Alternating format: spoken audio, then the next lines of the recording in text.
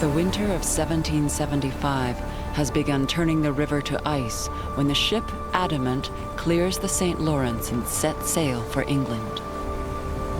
On board is a passenger carrying a bold proposition for King George.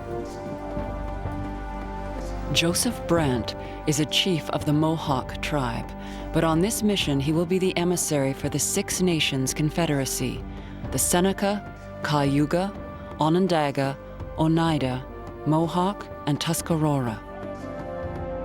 The onslaught of white settlers has already begun to squeeze the tribes from their lands in northern New York.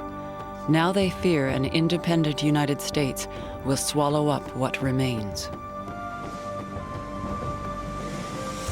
This is what drove Joseph Brant to sail across an ocean to appeal to the King of England. The Mohawks have been treated very badly in that country. Indeed, it is very hard when we have let them have so much of our land for so little value. They should want to cheat us of the small spots we have left for our women and children to live on.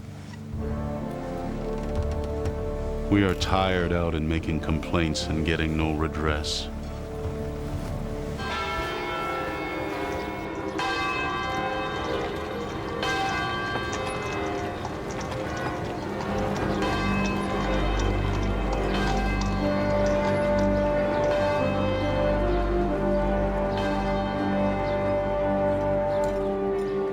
Brant causes a sensation in London society.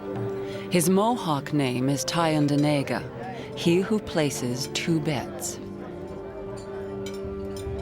Educated and able to read and write English, Brant is indeed a man of two worlds. Journalists clamor for interviews.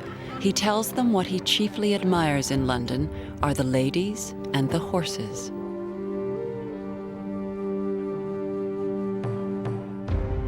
But his real business here is to make a deal.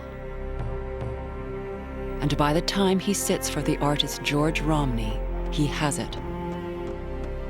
Britain agrees to safeguard Indian lands in America, and in return, Brant will raise the tomahawk against the king's enemies. But Brant returns home to find his people divided. The Six Nations have been split by the white man's war. 4 of the tribes agree to fight for the British. But the Oneidas and the Tuscaroras choose the rebel side. Throughout the Revolution, Six Nations warriors fight in every major battle in the North. Brant's volunteers are so effective, they become the most hated men in the United States. Stories spread of atrocities real and imagined. The rebels respond with a ruthless new tactic. The immediate objects are the total devastation of their settlements and the capture of as many prisoners of every age and sex as possible. Parties should be dispatched to lay waste all the settlements around, with instructions to do it in the most effectual manner, that the country not be merely overrun, but destroyed. George Washington.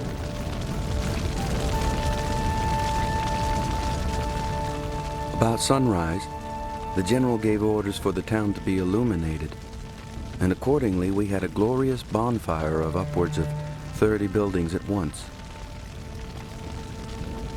A melancholy and desperate spectacle to the Indians, many of whom must have beheld it from a neighboring hill.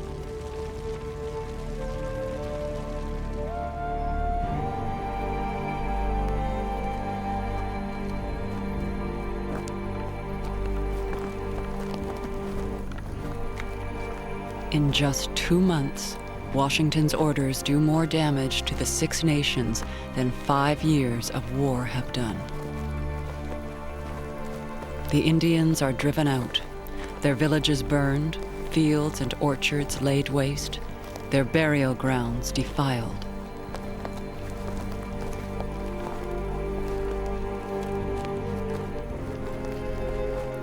In September 1779, General John Sullivan, future governor of New Hampshire, reports on his success. Every creek and river has been traced, and the whole country explored in search of Indian settlements. And I am well persuaded that there is not a single town left in the country of the Six Nations.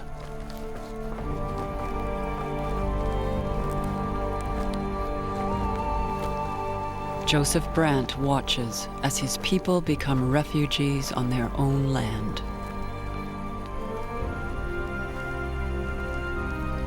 We, the Indians, wish to have the blow returned on the enemy as early as possible. But I am afraid it will again be but a trifling affair. We think the rebels will ruin us at last if we go on as we do, 1 year after another, doing nothing. We are in between two hells.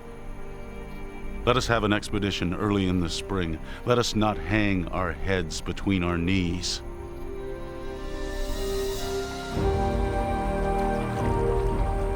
Brant's warriors fight on for 2 more years, but the tide has turned.